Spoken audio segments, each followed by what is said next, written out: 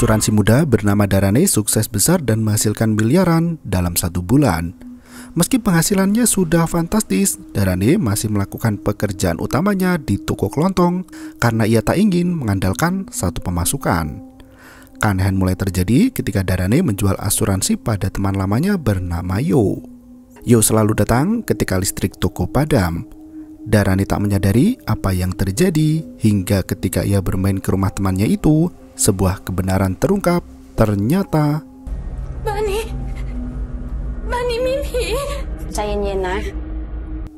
berikut ceritanya.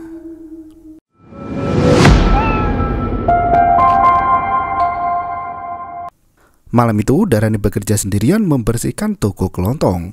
Sembari mendengarkan musik, Darane bernyanyi untuk menghilangkan rasa sepi. Namun tiba-tiba bayangan yang melintas membuat sebuah sampo terjatuh. Darane mulai merasa ketakutan dengan apa yang terjadi.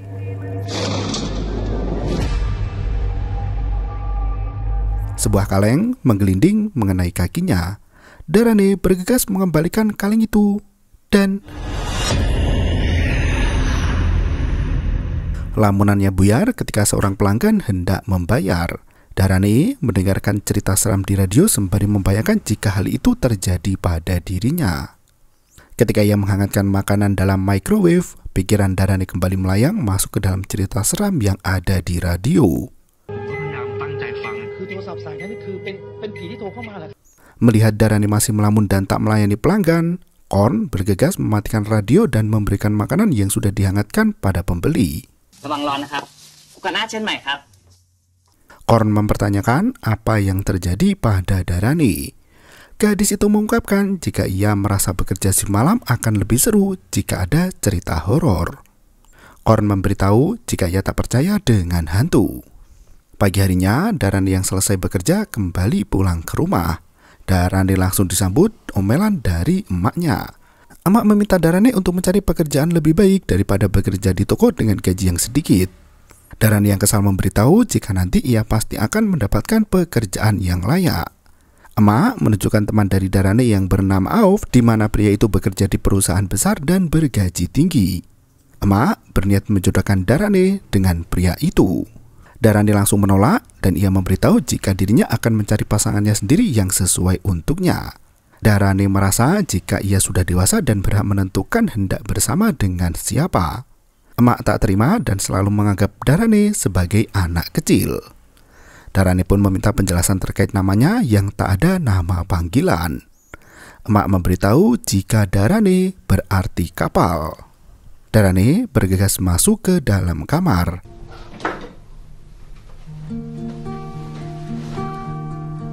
Ia kembali teringat dengan masa SMA, di mana dirinya berhasil mendapatkan juara di perlombaan hula hoop. Darane mencoba hula hoop yang ada di sana dan ia masih mempunyai kemampuan untuk memainkannya.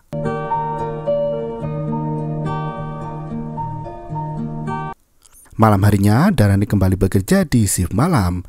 Ia melamun, bahkan ketika Korn menyapa, Darane sempat kebingungan.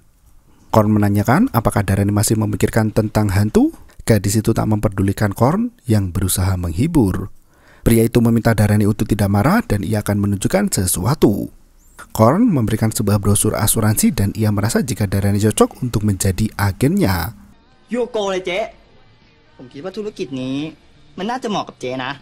Malam itu, Darane mencoba untuk berjualan dan menawarkan asuransi kesehatan pada teman melalui telepon. Sayangnya di percobaan pertama itu, Darane langsung ditolak mentah-mentah.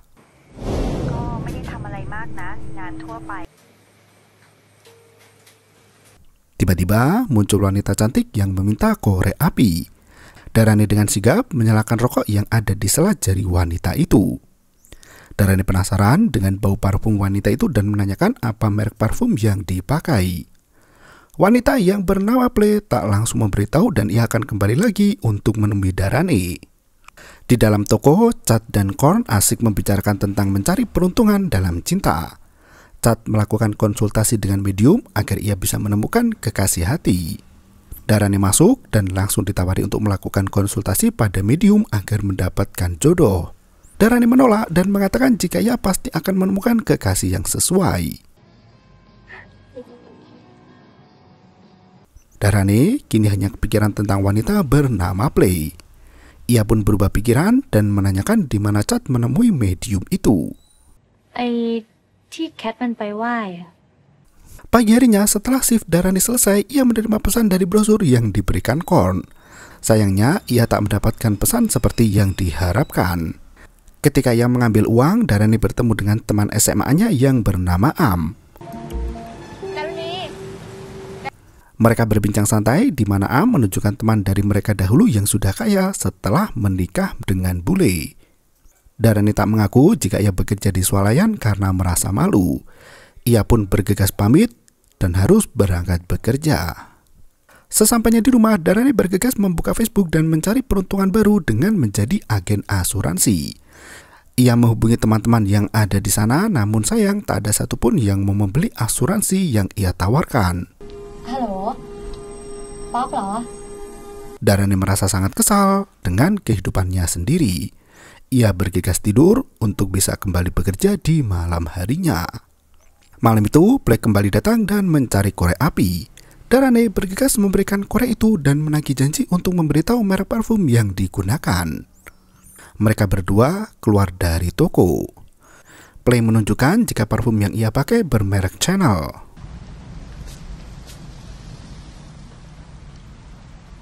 Mereka saling berkenalan di mana Play memberitahu jika ia bekerja di asuransi. Malam sebelumnya, Play melihat Darane menawarkan sesuatu di telepon dan menanyakan apa yang Darane tengah jual. Gadis itu tak mengaku karena ia hanya coba-coba. Play pun akhirnya menawari Darane untuk jadi agen asuransi di tempat ia bekerja. Darane sempat ragu karena ia tak pandai dalam hal berjualan. Play terus membujuk Darane dan mengatakan jika berhasil menjual maka gadis itu akan mendapat komisi yang bagus. Darane bisa membeli apapun yang ia mau. Akhirnya, Darane memutuskan untuk mengikuti pelatihan di kantor Play. Atasan di perusahaan memberikan motivasi bagi para calon agen agar semangat untuk mendapatkan nasabah.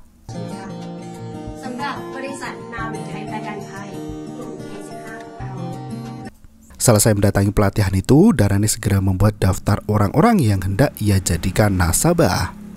Darane memilih untuk membuka buku alumni dan menghubungi teman-teman SMA-nya dahulu.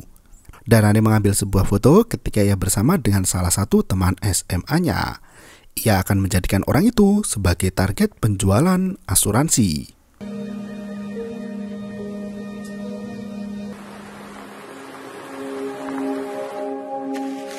Malam itu di tempat kerja, Darane mulai menghubungi temannya satu persatu, namun sayang tak ada di antara mereka yang tertarik dengan asuransi yang Darane tawarkan.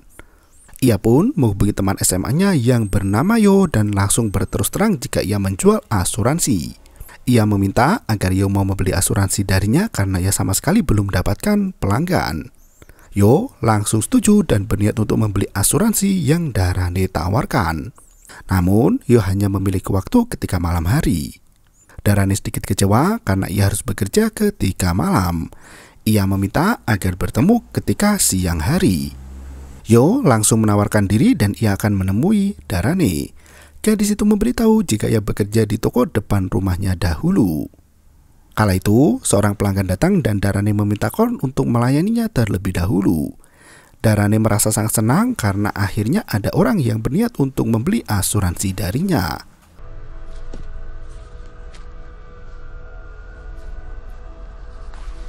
Ketika malam semakin larut, listrik dalam toko itu tiba-tiba berkedip dengan sendirinya hingga akhirnya padam.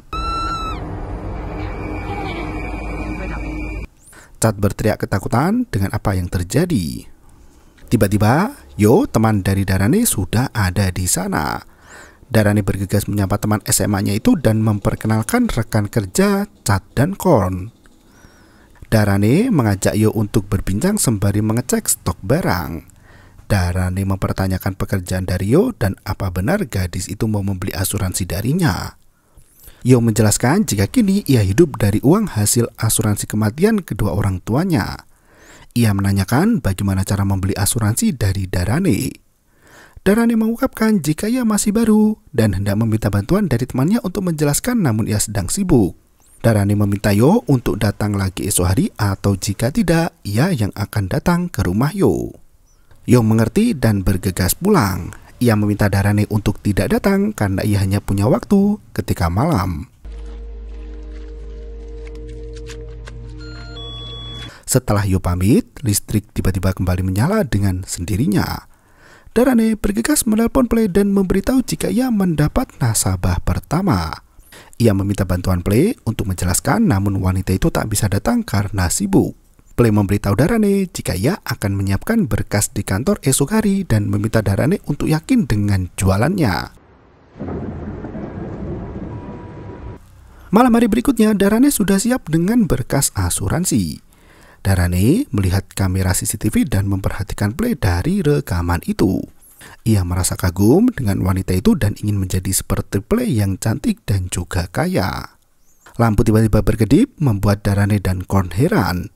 Yo tiba-tiba muncul dan segera Darane mengajak untuk berbicara di luar. Darane menyerahkan dokumen untuk asuransi yang harus ditandatangani. Yo mengecek semua berkas dan merasa ada yang kurang. Darane pun menyadari jika ternyata masih ada beberapa berkas yang tak ada di dalam amplop itu. Yo mengerti dan tak mempermasalahkan hal tersebut. Ia akan datang kembali esok malam untuk mengambil berkas yang kurang. Darane meminta maaf, namun Yo tak keberatan karena ia merasa senang bertemu dengan teman lama. Pagi harinya Darane pergi ke kantor dan mengambil berkas untuk asuransi. Kali ini ia memastikan kelengkapan dokumen agar tidak terjadi hal yang sama seperti tadi malam. Saat berjalan ke rumah, Darane melihat Am dan ia pun memilih untuk menghindar daripada sakit hati dipameri kesuksesan teman-temannya. Malam harinya, listrik toko tiba-tiba padam dan Yo sudah berada di dalam toko.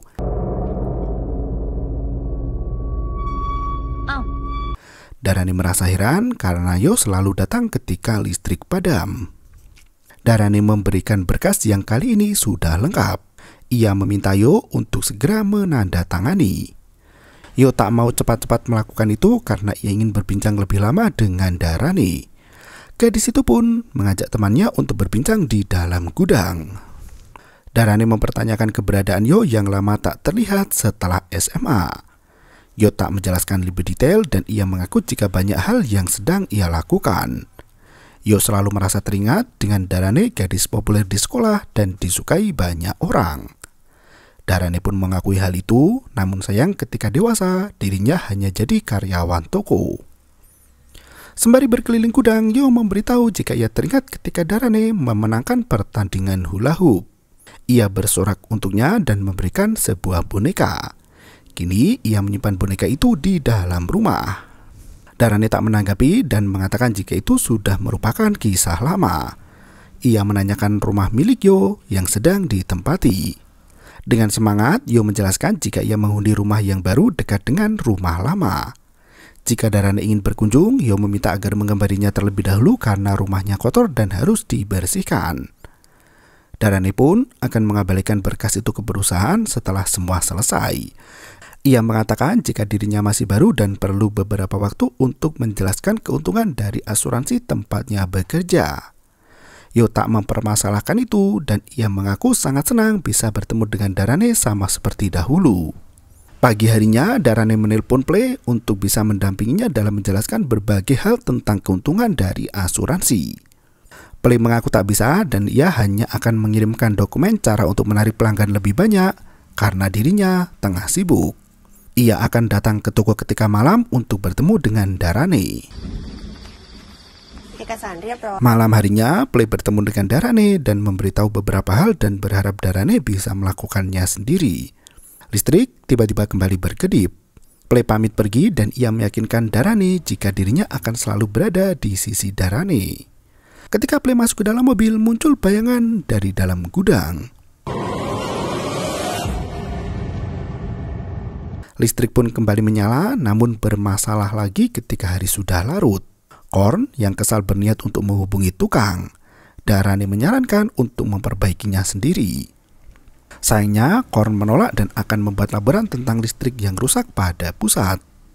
Darane bersyukur temannya itu datang hari itu sehingga mereka bisa menandatangani kontrak dan segera menyelesaikannya. Mereka kembali berbincang di mana Darane mengeluhkan jika ia sudah merasa lelah bekerja sebagai karyawan toko. Ia merasa jika hal tersebut bukanlah passionnya. Darane meminta maaf karena curhat tentang masalah hidup. Yo tak mempermasalahkan hal itu.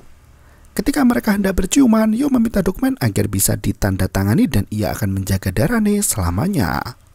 Beberapa halaman pun ditandatangani dan urusan berkas asuransi selesai. Darane selanjutnya akan mengembalikan berkas itu ke kantor. Pagi harinya Darane mencoba menelpon Yo, namun ponsel itu tak bisa tersambung. Ia membuka berkas dokumen untuk mencari tahu alamat dari rumah Yo. Malam harinya sebelum masuk kerja, Darane memutuskan untuk mampir ke rumah Yo. Ia menelpon dan masuk ke dalam rumah. Darane sempat tersandung di halaman karena rumah itu terlalu gelap.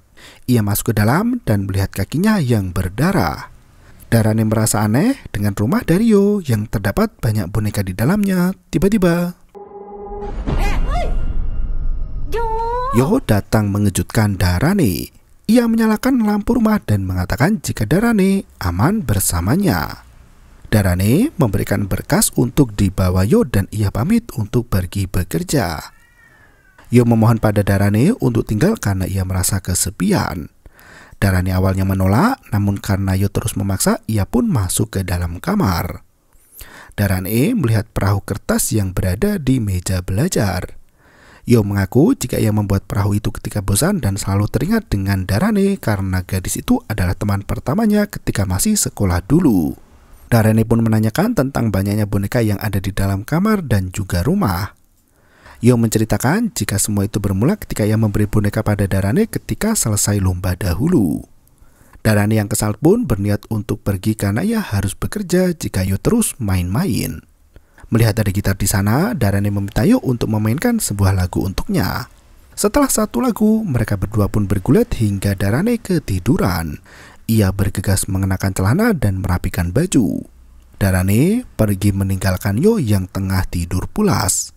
Ia kembali bekerja di toko swalayan, namun sosok mengerikan terlihat dari jendela rumah Yo. Sesampainya di toko, Play sudah berada di sana. Play mempertanyakan apakah Darane sudah mendapat uang dari nasabah pertama. Sayangnya Darane belum mendapatkan setoran uang dari Yo. Play memberitahu jika Darane belum mendapatkan setoran maka ia tak akan mendapatkan komisi. Play kembali mengingatkan jika Darane mendapat banyak nasabah maka ia juga akan mendapat banyak komisi. Darane berusaha menjelaskan jika ia sudah banyak menghubungi teman-teman namun jarang ada peminat. Play kembali mengingatkan jika nasabah Darane tak harus dari teman, bisa orang lain, semua tergantung waktu dan peluang. Karena berhasil mendapat nasabah pertama, ia pun memberikan botol parfum yang ditanyakan Darane ketika pertama bertemu. Darane masuk ke dalam toko di mana Korn dan Chad menanyakan kenapa Darane datang terlambat. Darane hanya bisa mengatakan jika ia ada masalah di dalam rumah. Segera Darane memplester luka di kakinya. Begitu lampu berkedip, Korn bergegas menaiki tangga untuk memperbaiki lampu neon. Tiba-tiba Yo kembali muncul dan mencari Darane. Yo mengaku rindu pada Darane.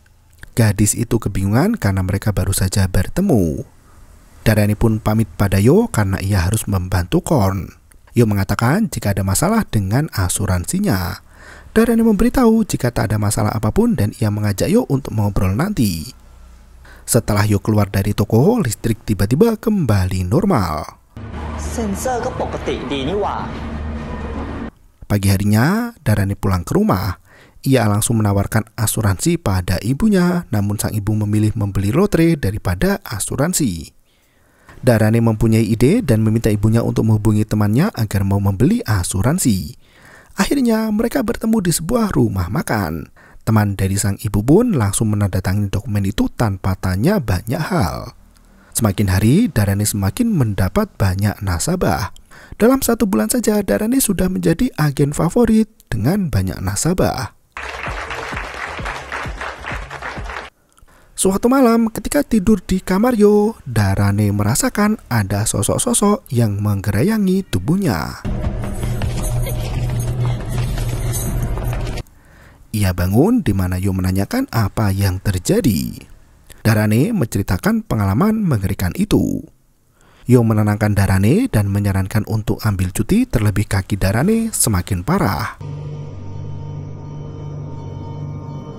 Darane mendapat telepon dari Play dan mengajaknya untuk bertemu karena ada sesuatu. Ia pun bersiap untuk pergi. Darane menenangkan Yo jika kali ini mereka akan tetap bersama-sama. ตอนเนี้ยเราอยู่ด้วยกันแล้วนะเขาไม่ทิ้งโยเหมือนคนอื่นหรอก Ketika turun ke lantai 1, Darane melihat ada boneka kucing di sana. Ia teringat ketika dulu memberikannya pada Yo ketika selesai lomba. Boneka kucing yang jatuh itu diletakkan kembali di atas lemari. Sesampainya di toko, Darane membuka luka di kakinya yang kini bertambah besar. Korn menyarankan untuk menemui dokter, namun Darane tak punya banyak waktu. Ia akan mengajukan cuti esok hari karena hendak makan malam dengan Play dan bertemu dengan Yo setelahnya. Darane menjelaskan jika Yo sangatlah sensitif. Malam hari berikutnya, Darane pergi ke restoran yang ternyata Play tengah bersama klien.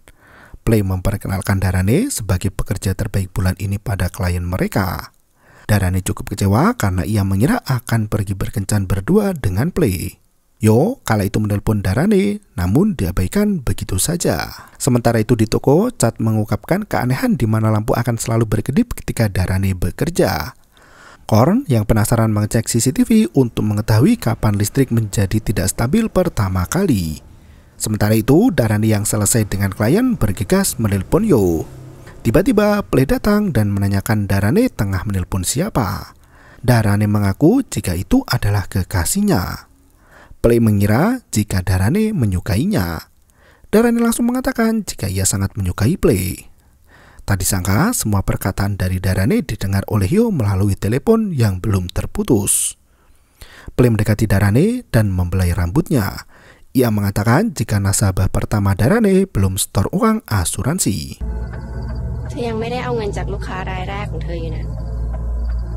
Ketika Darane hendak keluar dari restoran, Play tengah berbincang dengan Am, teman Darane ketika masih SMA.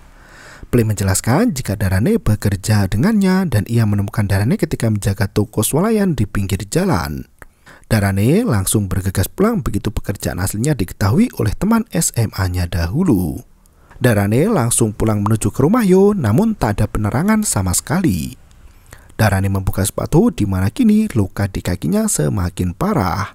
Darane menjadi semakin stres dengan apa yang terjadi.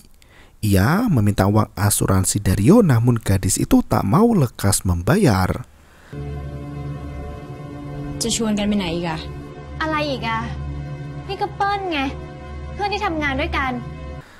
Darane menjelaskan jika ia harus bekerja dan tak bisa terus main-main. Darane kembali mendapat pesan dari Play. Ia bersiap untuk pergi, namun Yo melarangnya. Sementara itu, Chad dan Korn yang mencek CCTV menemukan keanehan di mana Yo tidak terlihat ada di dalam kamera ketika pertama kali datang. Mereka bergegas menghubungi Darane hingga gadis itu sempat tak percaya. Listrik dalam rumah Yo tiba-tiba padam.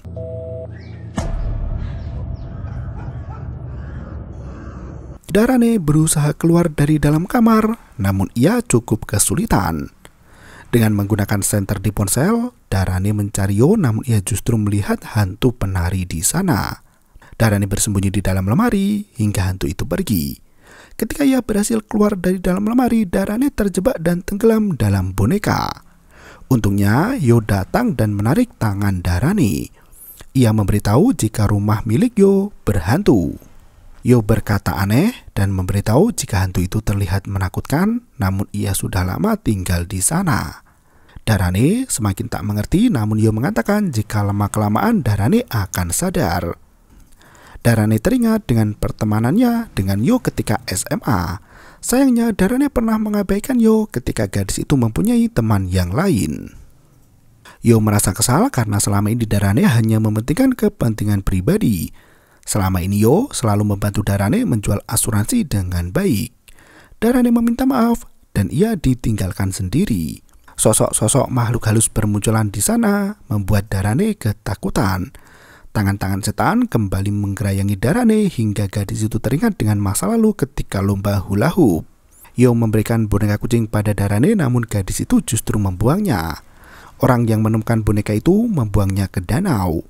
Yo yang melihat boneka pemberian miliknya mengambil boneka itu dan akhirnya ia mati tenggelam.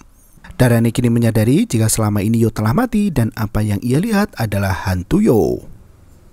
Yo telah mengelabui Darane dan memaksa gadis itu untuk terjun ke danau hingga Darane sadar jika ia telah mati. Darane memohon ampun pada hantu Yo yang berwajah mengerikan. Ia meminta maaf dan berjanji akan melakukan apapun. Arwah Darane kini menjadi penghuni rumah hantu bersama dengan Yo dan hantu lain. Darane tak menyadari jika selama ini rumah Yo adalah rumah hantu di pinggir danau. Chad dan Korn mendoakan arwah dari temannya yang diduga menghilang di daerah sana. Sementara semua komisi Darane dalam asuransi akan ditransfer ke ibunya dan film pun berakhir. Yo, bermau itu ketarep.